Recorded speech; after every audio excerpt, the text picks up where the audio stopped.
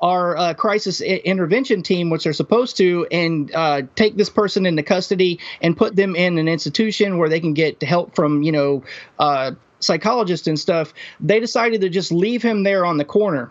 So a number of hours pass, and Elifritz, according to all the mainstream sources, carjacks a car, an SUV, drives all over town, and then crashes the car. And he's standing in a doorway a few blocks down from the homeless shelter where he was where he ended up being murdered, and he was holding a knife to his throat there. So this guy definitely had to be stopped. My issue is the manner in which he was stopped, and the fact that Portland Police Bureau are negligent in not doing their jobs in the first place, putting him in a mental health hold earlier in the day. That's my issue. I mean, police had to stop this guy, or somebody had to. It's the manner in which he was stopped is my biggest issue. Okay, now I am torn in this scenario. Now let's also think about this, because it's easy for us to sit here and armchair quarterback an event that takes place afterwards, after watching a YouTube video, right? It's easy for us to do that and to criticize it and to put all the scenarios together. Set that aside. There's a millisecond that we need to worry about. What is that? What are those cops thinking about when they're pulling the trigger? What do you believe that they're thinking about when they're pulling the trigger? Because those are the most important moments, not what happened beforehand or not what happened afterwards as we're sitting here watching this video. What about those milliseconds when they're pulling the trigger? What are they thinking about, do you think? Well, I know that cops are taught to not really view people as human beings and just categorize various threat levels in their heads. That's part of their training. So police are taught in this country to aim center mass and pull the trigger until the threat is eliminated. There's not a heavy emphasis placed on de-escalation.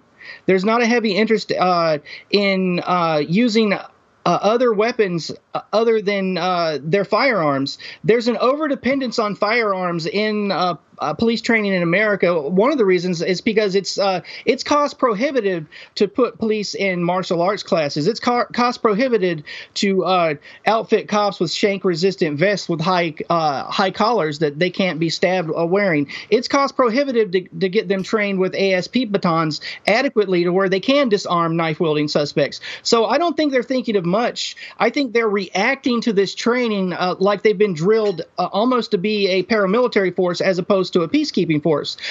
There's something called contagious fire, Pete, and that's when one cop fires and then all the others start to fire. That's one of the reasons why you see in hindsight being armchair quarterbacks like we are right now, saying, why do they have to be shot 23 times or 40 times or 19 times? And the reason why is it's because this training is, they're firing at silhouette targets like guys in the Marine Corps. And that mentality and that kind of training needs to be modified. And what I said earlier was I don't want cops to just be armed with these less lethal options. I want them to get as much training as they do in the United Kingdom. There's a reason why they call England Knife Crime Island. It's because there's an epidemic of knife crime there, but officers take into custody people with knives or even machetes on the regular as a matter of common policing practice. And that can be taught to our law enforcement if the municipalities spend the time and money on that kind of training. Mm-hmm.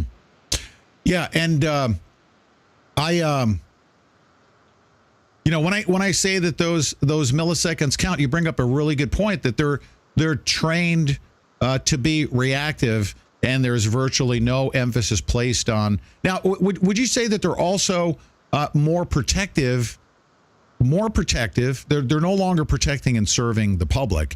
They're more protective of their force. They want to make sure that their troops come home, and they want to make sure that their cops are doing whatever they need to do to stay alive throughout the day. But they're more protective of their force. Unfortunately, yes, Pete, I do believe that. Also, I would call on your listenership or viewership to be empirical. If you're a person that's very, very pro law enforcement, I need you to look at look at the statistics, look at the numbers, and just be honest with yourself. Here's the thing: the Supreme Court has ruled 7-8 times that police don't have a legal obligation to defend human life.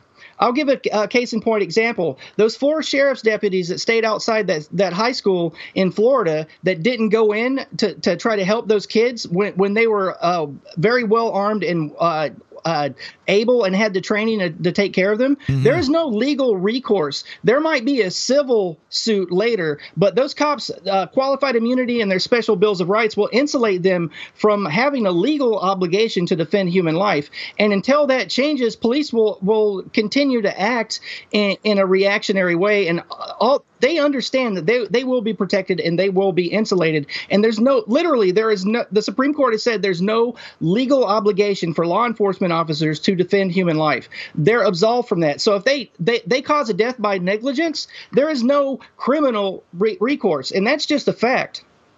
Describe qualified immunity for those that don't understand what that is. Sure. Qualified immunity is a legal standard that's applied to law enforcement and prosecutors and judges. And and basically to prove the elements of a crime for a regular citizen, you have to prove something called mens rea and corpus delicti. Mens rea means your intent to commit the crime, and corpus delicti means the body of the crime, the actual evidence that you can present to prove beyond a reasonable doubt that this person has committed a crime. Yep. With qualified immunity, that standard is set up so much higher than regular people that good luck even getting a lawyer to try to bring a cop into a criminal court, because the standard to prove their intent and their body of the crime is set at a standard so much higher than everyone else's. Stay right there. Man, this hour is going by fast here. We got one final segment right after this break.